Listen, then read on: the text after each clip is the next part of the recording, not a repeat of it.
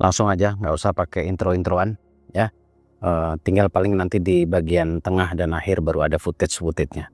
Assalamualaikum warahmatullahi wabarakatuh.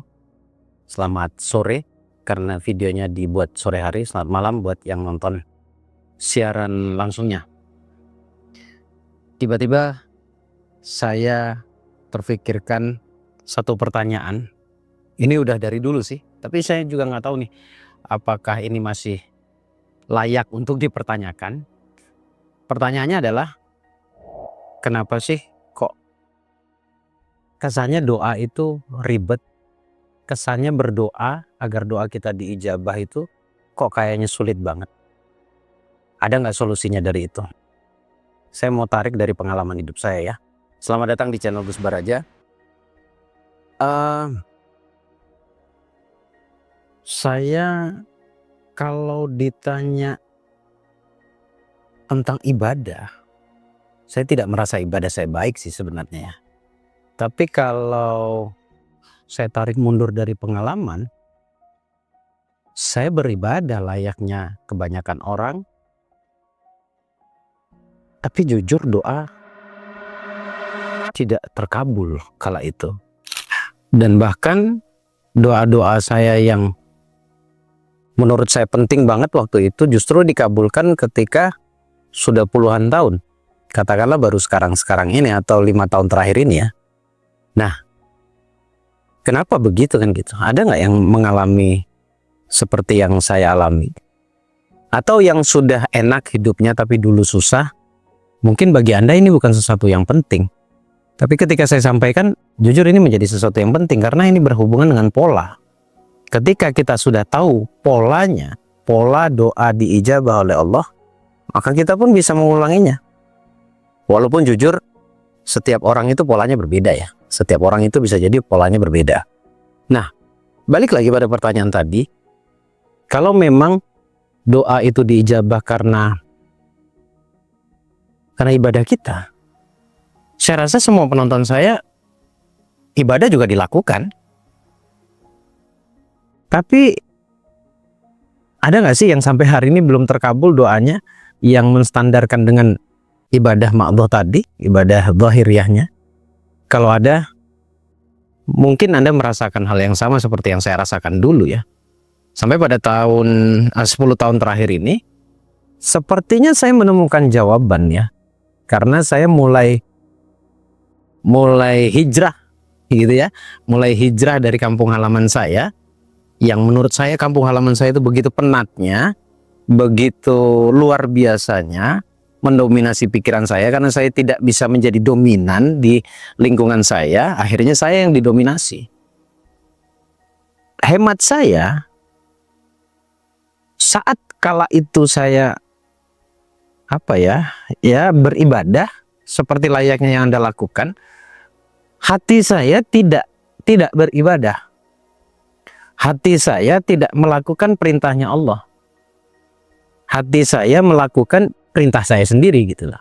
Yang menurut saya, dengan merasakan kesusahan, kesedihan, pilu, benci, marah, sensi pada orang, kemudian tidak terima dengan keadaan diri sendiri, kenapa orang sukses, kenapa saya tidak? Jadi kesannya kayak nggak selaras gitu. Kalian ngerasain itu nggak sih? Kalau kalian merasakan itu, sepertinya kita sama dengan saya yang kala itu. Pada akhirnya saya hijrah. Saya hijrah ke Jawa, yang memang ayah saya, bapak saya, papa saya adalah orang Jawa. Saya merasa punya ruang saja di tanah Jawa, yang asalnya saya di Kalimantan ya. Sekali lagi tadi saya tidak menyalahkan kampung halaman loh ya. Saya tidak menyalahkan di mana saya dilahirkan. Tidak.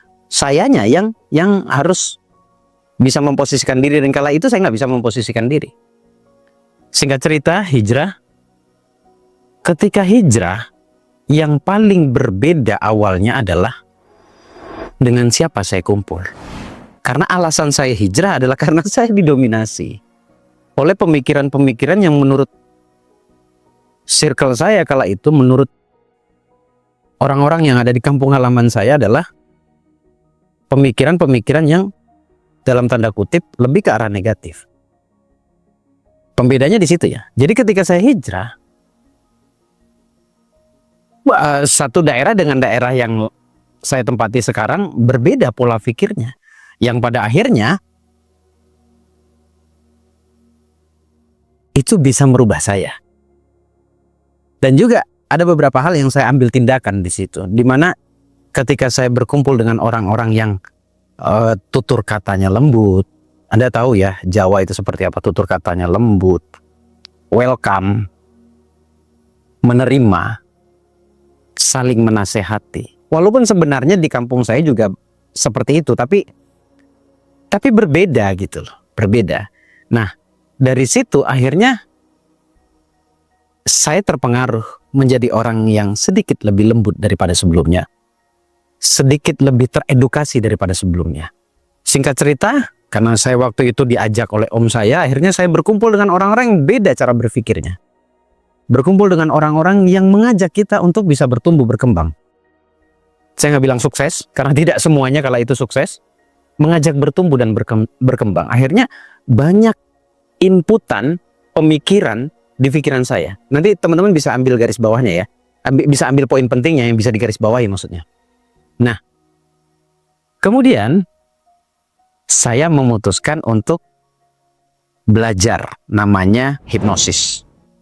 Untuk menghidupkan kembali, menggali sesuatu yang saya tidak tahu di dalam diri saya. Dari hipnosis gitu saya mulai bertumbuh, berkembang juga.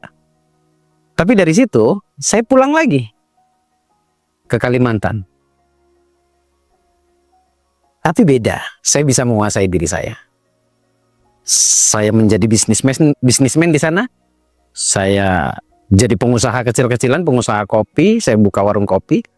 Dari situ saya menyibukkan diri dalam aktivitas saya yang saya tidak mudah untuk dipengaruhi oleh eksternal.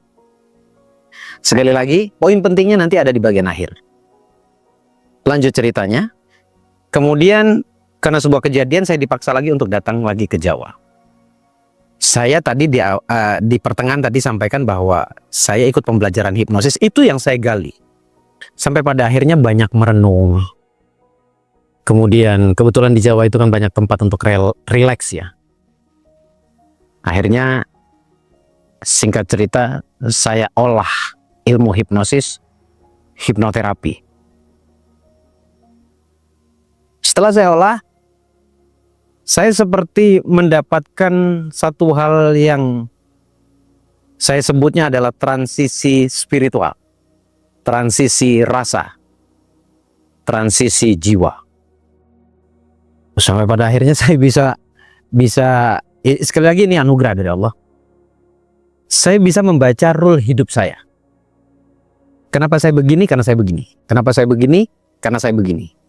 Akhirnya saya coba membaca kehidupan orang. Tapi setelah dia cerita loh ya. Atau kalau dia tidak cerita, saya ngerti perjalanan hidupnya. Saya pun mengetahui sebabnya mengapa dia seperti itu. Akhirnya saya banyak bicara tentang ilmu ini. Sampai sekarang. Sampai sekarang saya banyak berbicara tentang ini. Kenapa saya masih bicara tentang hal ini yang sebenarnya nggak ada yang beda dengan apa yang saya sampaikan dulu. Karena menurut saya semua alur hidup manusia itu ya begini. Lantas apa hubungannya dengan ibadah zahir yang saya jelaskan di awal, yang mungkin kesannya yang nontonnya hanya di awal saja, kesannya saya menyalahkan ibadah zahir. Sebenarnya nggak nyalahin. Saya ingin memperjelas di sini buat Anda yang merasa sudah ibadahnya panjang kali lebar, kali tinggi, kali luas, jadilah sebuah bangunan yang besar tapi tidak ada kekuatan di dalamnya. Bisa dipahami ya analoginya seperti itu. Nah, poinnya di mana nih? Saya sampai hari ini tetap beribadah seperti yang saya lakukan dulunya, sama seperti yang saya lakukan seperti dulu. Nah, ternyata di Jawa saya menemukan cara untuk bisa tenang, untuk membaca diri saya. Kalau di tempat saya asal saya membaca eksternal. Kalau di sini saya membaca diri saya. Karena saya punya prinsip yang harus saya baca adalah diri saya. Yang harus saya perbaiki adalah diri saya sampai saya punya inisiatif apa yang harus saya perbaiki dalam hidup saya. Berarti harus ditemukan kesalahannya, dan ternyata banyak kesalahan saya. Sekali lagi bukan kesalahan eksternal, saya saja yang mudah terpengaruh. Oke?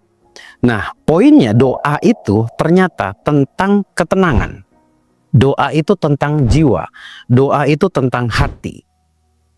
Akhirnya saya terus mengolah rasa saya ini, mengolah batin saya untuk terus stay dalam ketenangan. Stay dalam ketenangan zahir, ketenangan batin. Tapi dimulainya dari hati. Akhirnya di situ saya merasakan ketenangan dalam beribadah. Kemudian saya merasakan juga ketenangan dalam berdoa. Sampai saya believe, saya yakin bahwa doa saya itu dikabulkan ketika saya berdoa di saat hati saya tenang. Apa hubungannya dengan hipnosis dan hipnoterapi tadi? Hipnosis dan hipnoterapi itu adalah sebuah tools bagi saya, sebuah alat agar saya bisa lebih mudah masuk ke dimensi ketenangan saya. Lebih mudah masuk ke area tenangnya saya. Jadi tidak salah hari ini kalau teman-teman belajar meditasi. Kalau teman-teman belajar tentang bagaimana menenangkan jiwa. Dan harusnya pembelajaran yang Anda pelajari, baik itu dari saya ataupun dari teman-teman saya, dari orang lain, harusnya bisa membuat Anda tenang dulu. Nah, sekali lagi poinnya adalah semua diijabah ketika, semua dikabulkan ketika kita dalam kondisi netral. Bentuk kondisi netral adalah ketenangan. Bentuk kondisi netral adalah ketika saya tidak memaksakan kehendak. Ini yang paling jelas perbedaannya antara pola pikir saya yang sekarang dengan pola pikir saya yang dulu. Saya tidak membicarakan eksternal, sekali lagi saya membicarakan diri saya. Ini poin penting teman-teman. Jadi buat Anda yang merasa sudah ibadah maksimal, jangan kecil hati dan jangan dikurang-kurangi. Tidak perlu. Jadi jangan kecewa pada sholatmu. Jangan kecewa pada wiritanmu. Jangan kecewa pada ibadahmu yang sudah kamu lakukan. Karena bukan itu salahnya. Kalau pertanyaannya adalah di mana letak kesalahannya, jelas bukan itu kesalahannya. Jadi apa yang harus Anda lakukan hari ini? Coba deh, kalau memang saya ada ruang di hati Anda, lakukan seperti apa yang saya lakukan. Kadang-kala memang perlu menyendiri.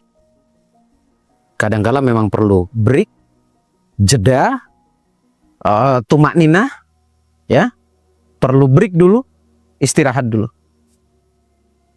Itulah kenapa ketika saya capek capek beraktivitas di luar, saya pulang, karena bagi saya rumah saya adalah obat ketenangan bagi saya.